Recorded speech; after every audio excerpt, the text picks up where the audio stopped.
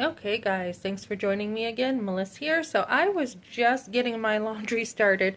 I have a day today that I really have to pick up and clean my own home because I've been so busy dealing with other stuff on the outside of the home. Two things I want to talk about. How is somebody supposed to provide? So a man's role to provide is working very clearly in Scripture. If a man does not provide for his own family, he's worse than an unbeliever. Very clear. A lot of people, like Kevin Leandro, wanted to say that I also have to provide. Okay, so when my kids were growing up, right, how did I provide? First of all, who carries the children? The woman does, right, in her womb. That's how she provides. She's carrying the children. She's nursing. That's providing, right? She is clothing her children. She's bathing them. She's giving them an atmosphere of nurture and love. This is all ways women provide, right? So when we want to elevate women to be men, it just doesn't work that way. Women and men are totally distinct. If you don't know the difference between what is a woman, marry a woman, and you will see the difference.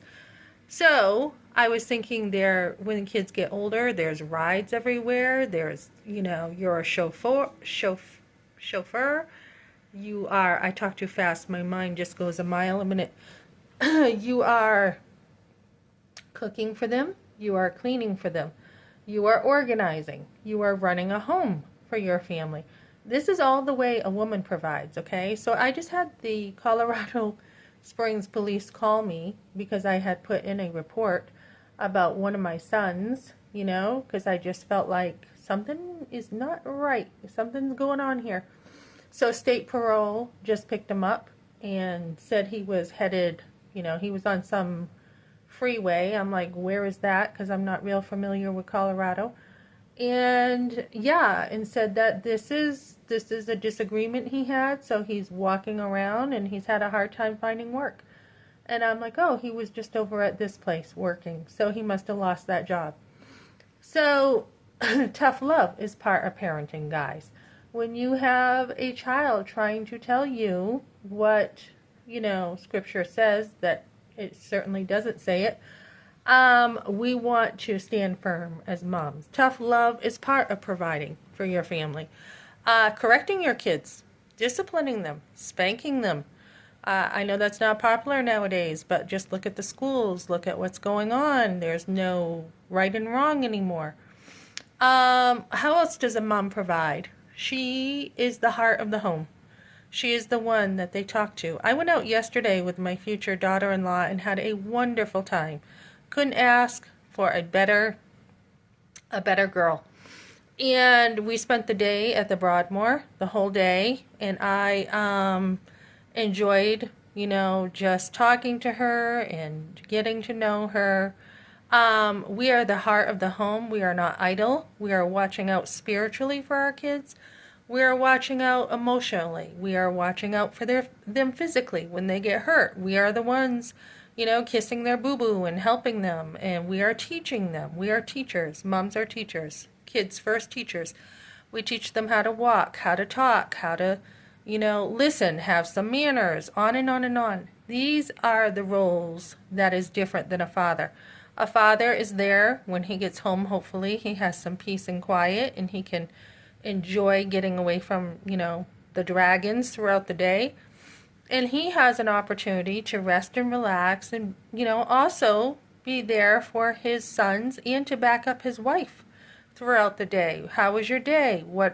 How did this go? How did that go? How did the doctor's visit go?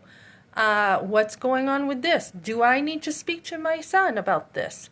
Has he given you a hard time? Is he disrespecting you? On and on it goes, okay? So I had this state patrol officer get back to me, and I said, he's on his own now. And he was telling me where he was going and what his plan is, and he said, sometimes tough love is the best love. I said, exactly. So, you want to help be supportive toward your sons or daughters, but you are not living their lives. And so, it really is sometimes Your kids have to learn the hard way. And it's not that you're not going to be like condemning and mean to them, but you're going to say, well, these are the choices you have chosen to make, you know? On and on it goes. So being a mother is full time. You are, talking to doctors, you're talking to, I homeschooled, so I had a lot of different people in my life who mentored me. You are watching the home, you're protecting your kids from many worldly influences. And so that is how a woman provides and protects and loves and leads and cares for her children. She is not the man where he is the head, like Christ is to the church. She is not the one with the physical strength to work, all day long, right? And making decisions, as I talked with my possibly future daughter-in-law, I'm like, how do you see marriage? What if decisions have to be talked about and you don't agree? What if this? What if that? How do you see extended family? And I talked to her quite a bit yesterday, and I said, what about this and what about that? And how do you feel about this? And she comes from a very rooted family. Once married, that's it. And I'm like, wonderful, wonderful. A plus this girl has in my book. So there are definitely different roles. There are, we're equal, but there are definitely different roles.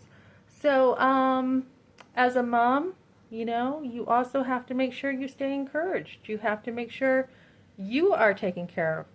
So, and then you turn around and you support your husband. You love him, you love your children, and you support your husband. That is the biblical role of being a woman. Thanks for joining me, guys.